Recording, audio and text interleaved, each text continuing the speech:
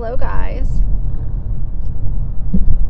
We are obviously in the car. I'm going, excuse me, not going anywhere that important. I'm just going to grab some food, and it is a little bit of a drive, much further than I would usually go. So I figured that I would bring you guys with me, and yeah, so that's what we're doing today. It is super gloomy here, but it's very, very mild. It says it's 66. I think it's closer to 70 because there's a little bit of humidity in the air.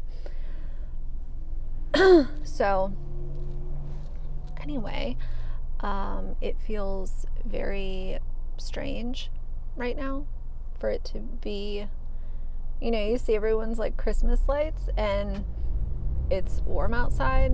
To me, that is very foreign feeling. I'm sure for some of you that is the norm, but for me, when I see Christmas decorations and Christmas lights, I associate that with being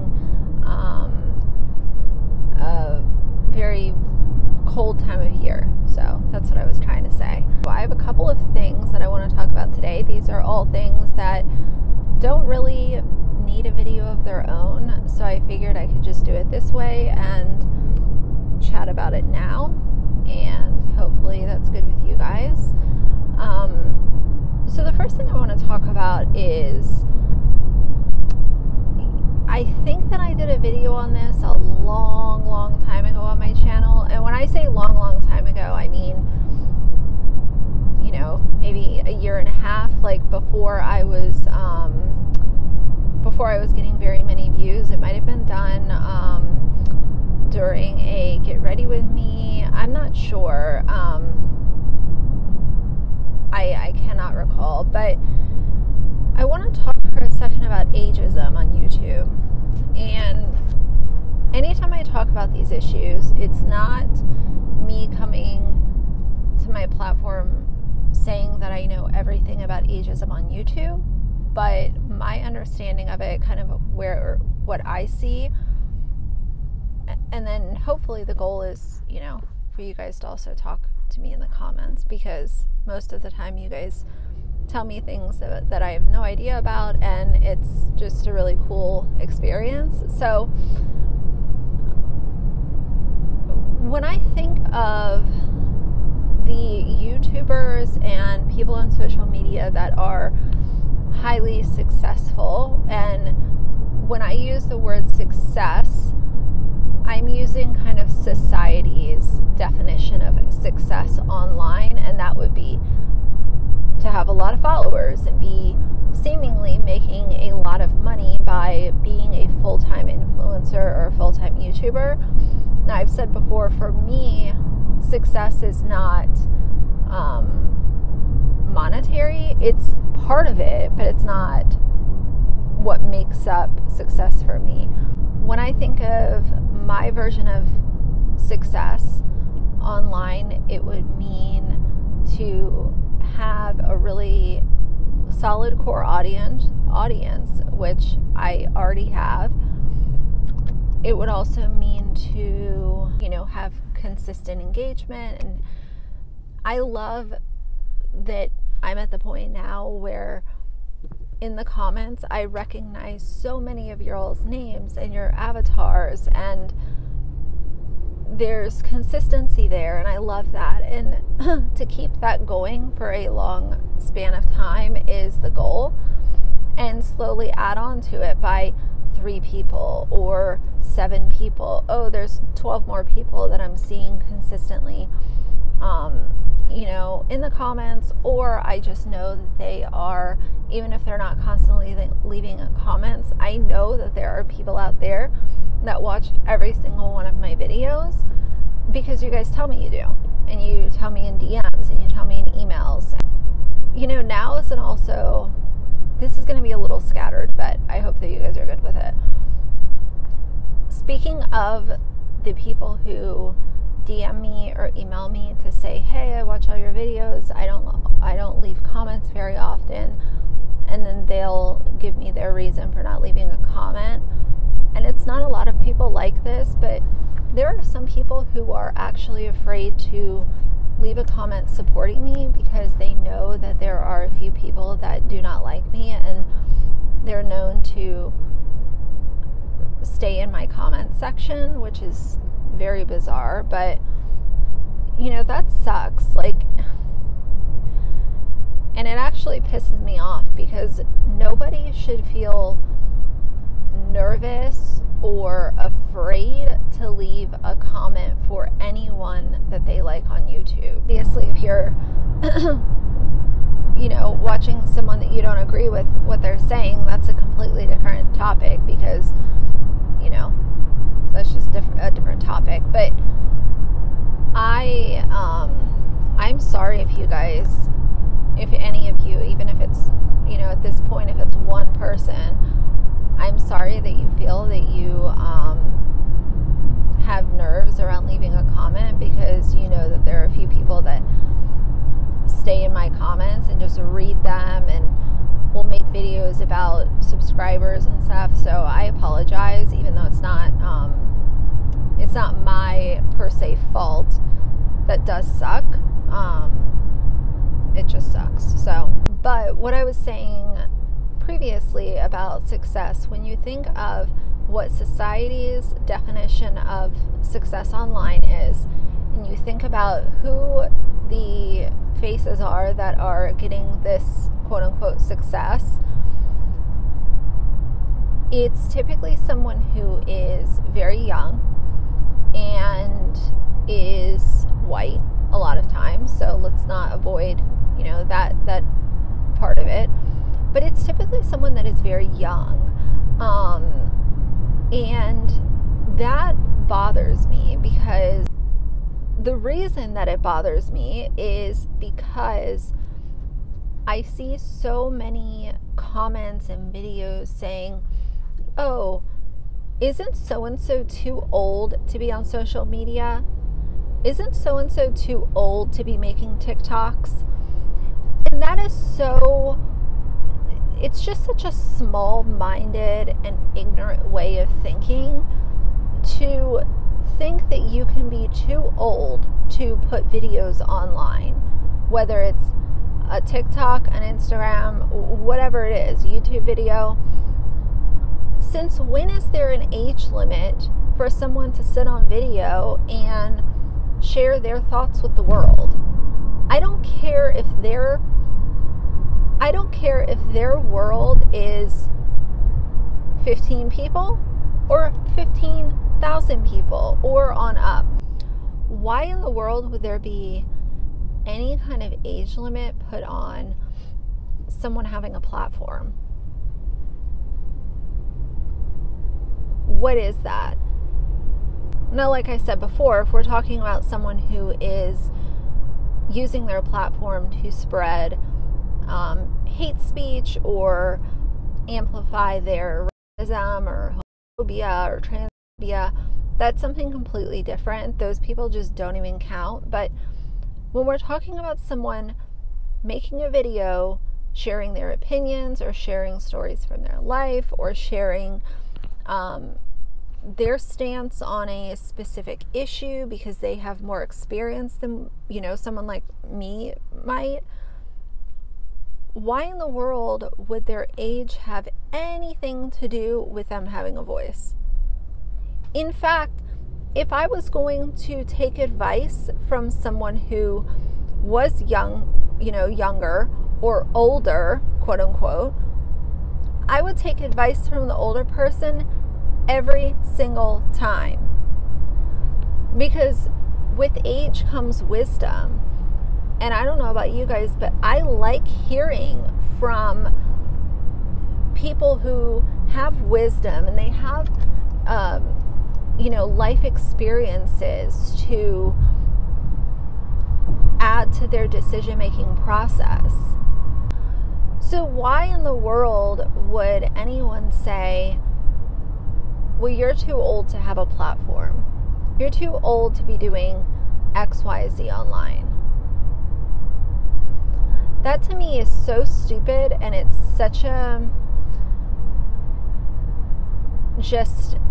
me, it's a useless opinion, and I know everyone has an opinion and everyone's entitled to share that opinion. It's so dumb to me when I think about someone who might be, let's just say, over the age of 40, and they have the idea that they want to start a YouTube channel, but in the back of their mind there's that thought to say, oh, well, maybe I'm too old for that. That is something that, in my opinion, should not be normalized. I hope that it only gets better with time, because you see these social media platforms blowing up with people who are over the age of 40, over the age of 50, and they're going viral, and they're building their own platforms, and it's really cool to see. But sometimes I wish the peanut gallery would just fuck off. Honestly, I do.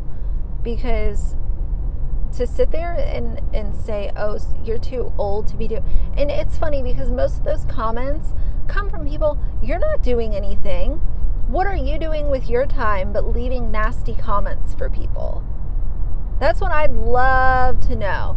It's funny because, once in a while I get a troll here and there, and I can tell a troll from someone who has a different opinion than I do. And when I get the troll comments, I'm just like, what are you doing with your time? Okay? I don't, ever really gloat about my time management or anything, but if you're going to leave me a comment like that, what are you doing with your time? I'm working a full-time job, uploading on my YouTube channel almost every single day.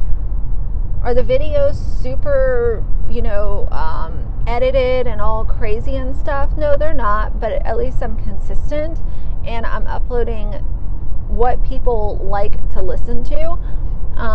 Even if it's my core audience, I'm going to upload for them. I don't care. If you see someone who leaves a comment like that, especially if you have a creator that you really enjoy and they are, maybe over the age of 50 or whatever, and there are comments like, oh, aren't you too old? I don't know. I'd tell the person to F off if I was, in that comment chain, but it's just so stupid. It really is. People constantly want to just find a reason to be sour. They want to find a reason to leave a negative comment. They want to find a reason to say that this person is wrong and they're right. It's just so dumb. And honestly, it keeps some really good people off the internet,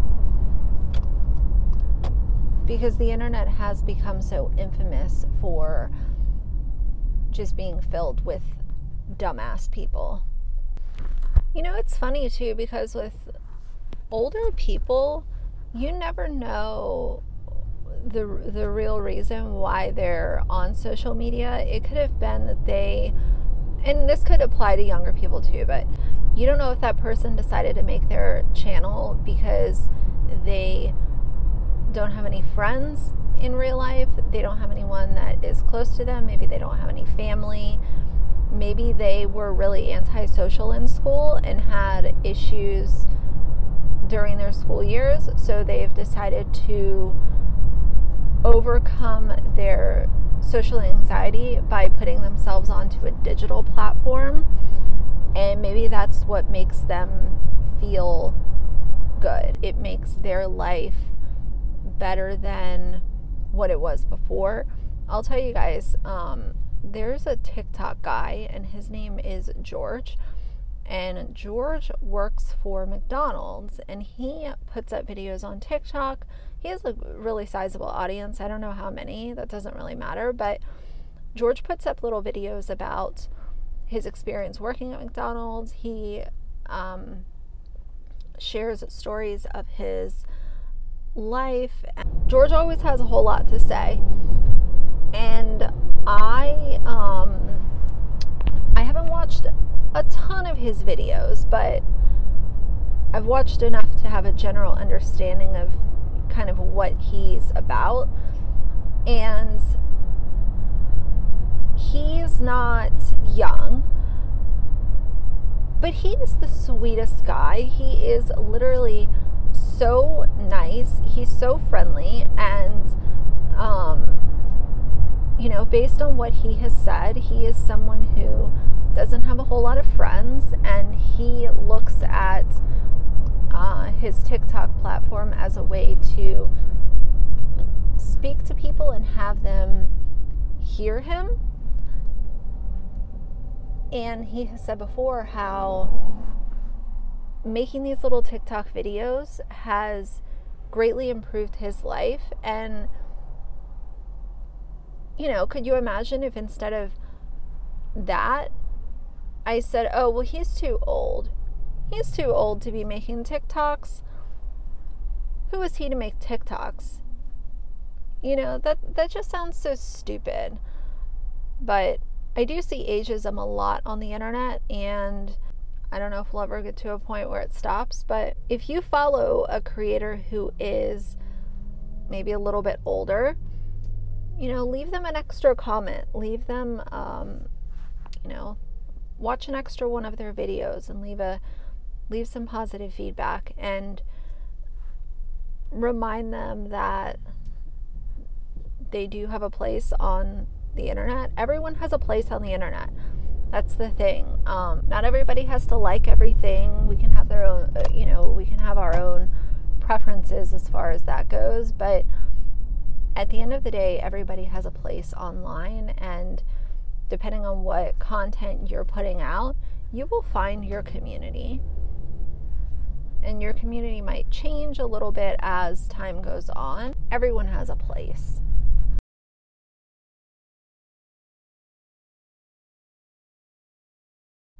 I had someone, I deleted the comment because I don't appreciate this type of comment in the comment section, but someone was basically, she was ridiculing me. So I don't remember if it was a man or a woman. I think it was a lady, but she left me a comment ridiculing me for sharing my experience with the booster, saying that it was my choice that I got myself sick by putting, I don't know what word she called it, but she was essentially saying that I was putting poison in my body by taking the booster shot, and that I was spreading misinformation by telling people about my experience, which I didn't really understand, but I really didn't want that comment to turn into a chain of people arguing back and forth. All that I was doing was sharing the fact that I got my booster and this is how I was feeling. I am not going to lie about how I was feeling, and some of you guys asked, so I, you know, wanted to say how I felt the following day or whatever. So people are just, I don't know.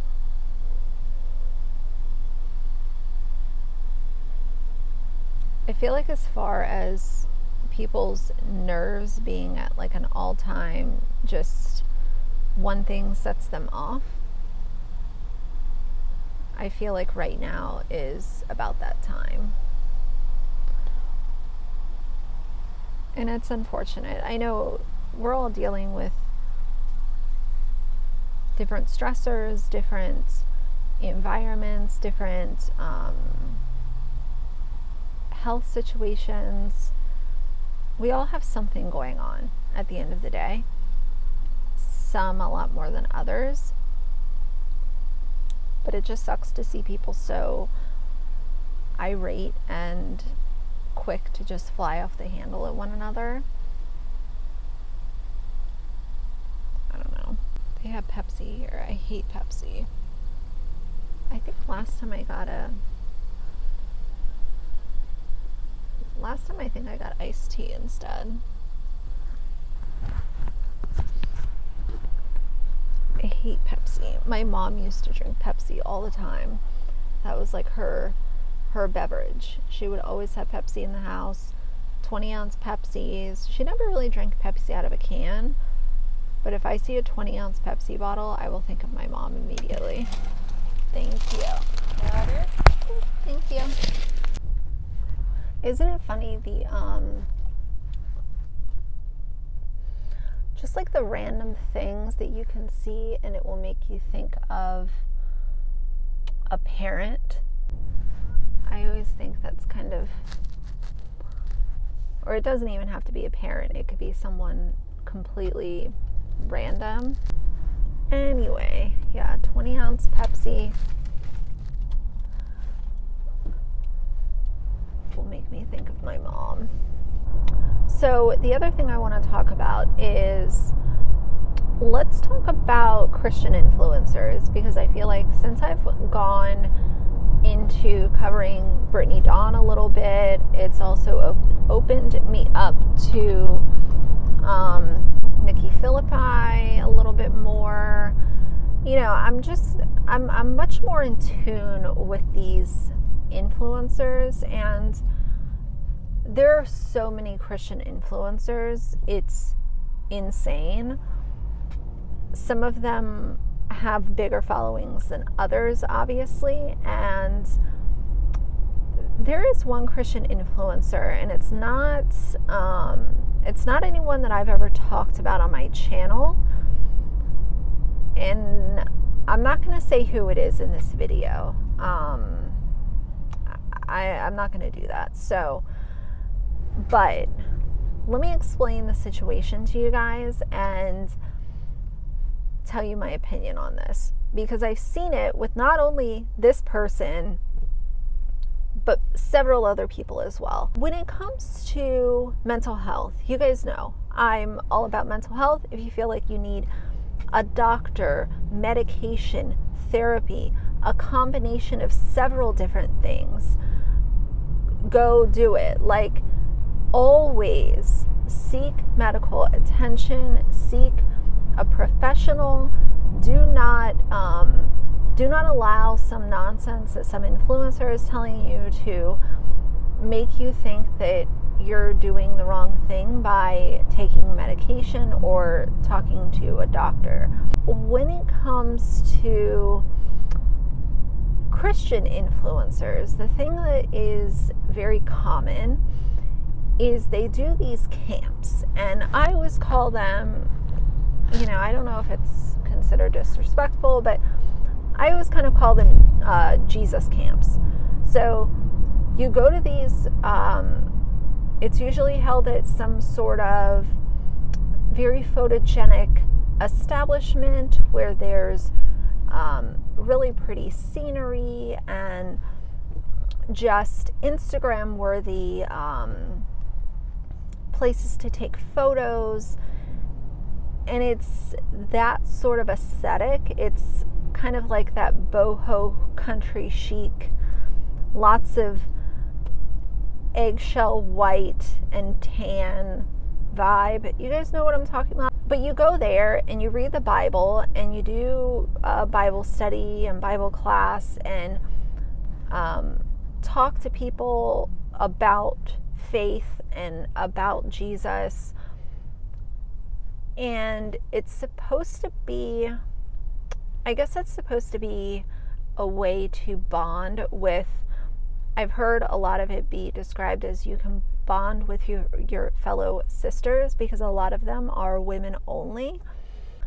The issue that I have is that I've seen several times these retreats be used as a substitute for therapy or going to see a doctor, because what they'll do is they will advertise the retreat, or it doesn't even have to be an overnight thing. It could just be a day where you go and you spend with this influencer, and maybe there's a guest speaker who's an actual pastor. But the idea is that, oh, you can come here and build on your faith instead of seeing a doctor. Oh man, that bothers me so much. First of all, these retreats cost an arm and a leg. So insurance is not paying for you to go to Bible camp. But secondly, and most importantly, going to a retreat or a day where you go to listen to someone do a Bible class or whatever is not going to ever be a replacement for speaking to an actual therapist, speaking to an actual psychiatrist, and being put on medication if that's what you need.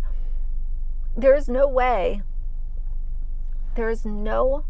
in hell that any of these gatherings should ever be suggested instead of going to a doctor. And a lot of them don't come out and say, oh, well, come to my retreat instead of going to the doctor. But the marketing put in front of the gathering, the marketing that they put out online and on social media will be structured in a way where they will use a lot of the mental health issues that many people face on a daily basis, like anxiety, ADHD. Sometimes they'll just use the word stress instead. That is so reckless to do. You do not use those words alongside your retreat that you're putting on. And I know a lot of them will sit there and claim that they have the same issues and the way that they got through their anxiety or their bipolar issues or whatever it is that they're using, they will use it and say, well, I got through my issues by becoming closer to God. And I am all for, if and one of you watching this might say, well, I have mental health issues and I got closer to God and it helped me. And if you are, good for you. I think that's an amazing thing. However, in my personal opinion, it should never be the only thing that is used in order to try to help someone through their mental illness. And that is the point that I'm trying to make. If you want to use the Bible and a Bible study as part of your regimen to helping yourself through your mental illness, who am I to say no? But for an influencer to collect an entry fee to come hang out with them and read the Bible together, and they're utilizing it as, oh, well, coming to my retreat will help you with your anxiety. That is not advice that I would ever be able to give someone and sleep at night. And it seems like it's constantly this repeated behavior of putting your own pockets over the well-being of the people who consume your content every single day. I just really don't understand how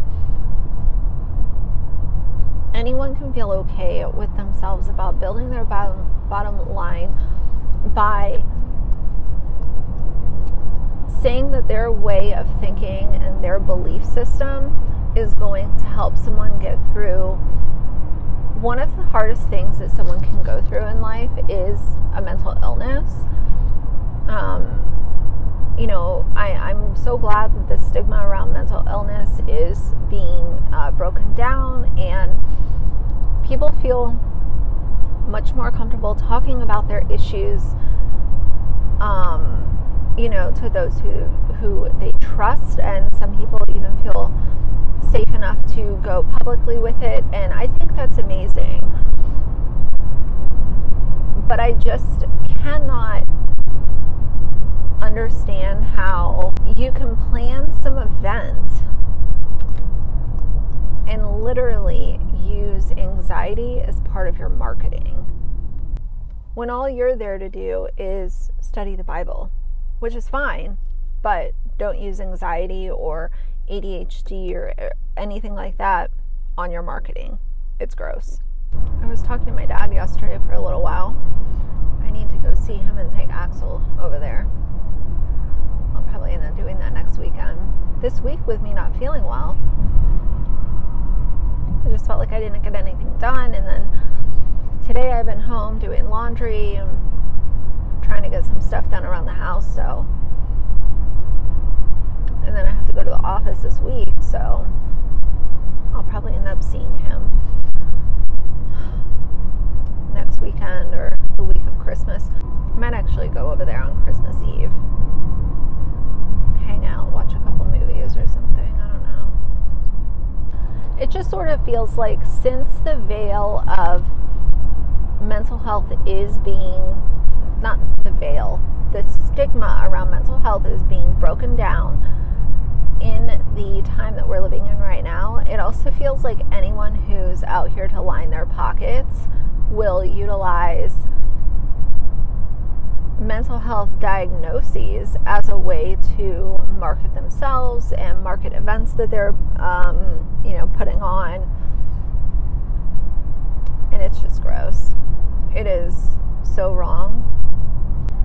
If you currently follow any influencer, specifically a Christian influencer, because I do see them doing it mostly, and you see them using mental health as a way to market an event that they're putting on, I would second guess my social media currency. Just my personal opinion.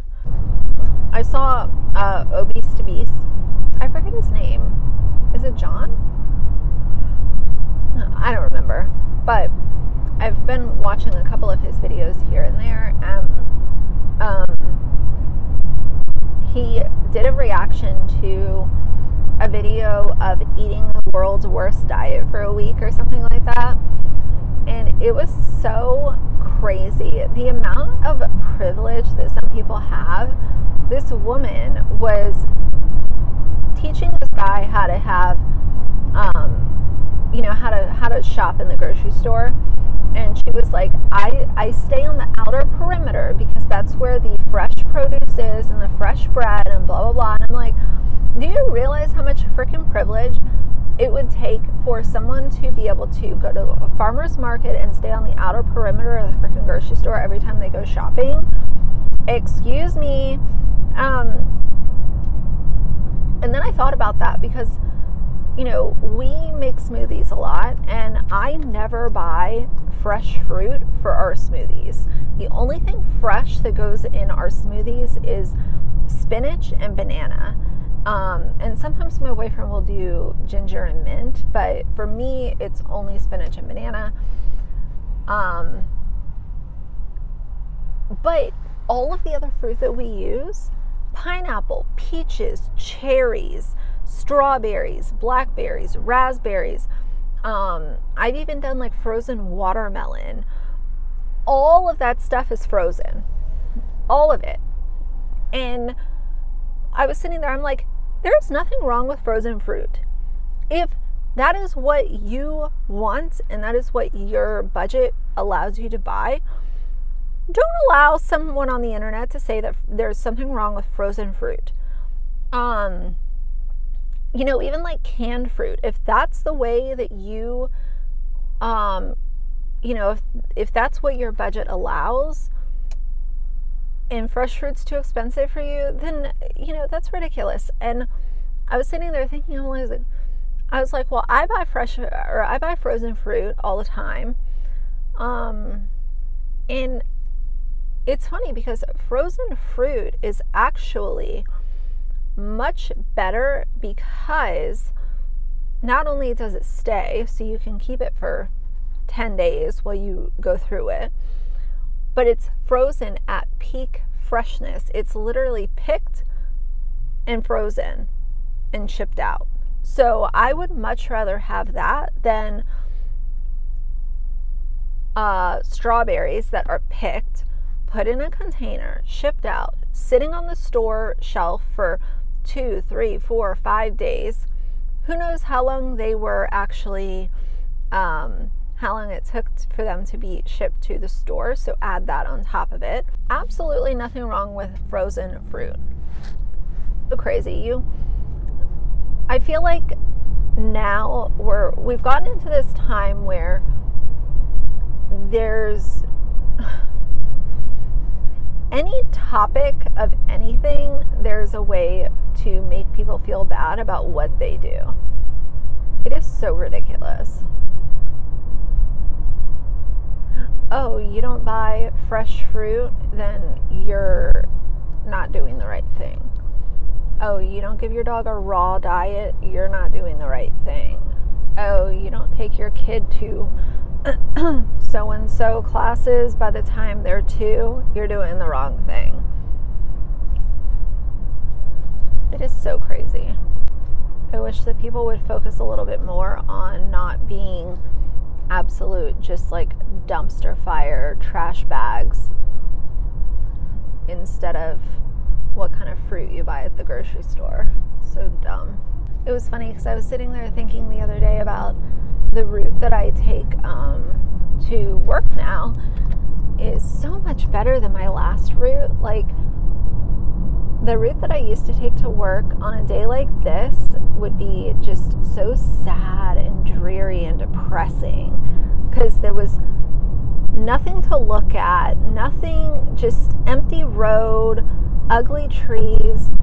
And now I have so much on my way to work. Like, I pass so many different stores, and the shopping centers have Christmas lights everywhere, and you see those because, you know, it's dark when I leave work now, especially. And it's just so cool. It's a completely different experience when your drive into work is not sad and dreary, you know? I mean, there's a lot of other things that change too, but it is really completely different. And plus, now on my way, you know, if I want to stop at Whole Foods, I can do that. If I need to stop at CVS, I can do that. Little stuff like that. Stop at a different grocery store, I can do that. Get gas, no problem. I don't have to like go off of my route to get gas. But it's just completely different. It is really cool. And it's funny because I only added about 2 miles to my commute, but I actually get there, a lot of times I can get there a lot faster. But anyway, I'm gonna keep making my way home and close this video out. But what do you guys think of this whole idea of ageism? Tell me all about it. Tell me about how you feel about specifically these Christian influencers using things like anxiety in order to sell tickets to their Bible retreat, Bible camp things that they put on. It's just wild. But those are a couple things that have been on my mind and wanted to talk to you guys. So either way, I'm going to close this out. So for now, if you like the video, please leave a like and a comment. And if you'd like to see more from me in the future, please subscribe. I'll see you guys soon. Bye.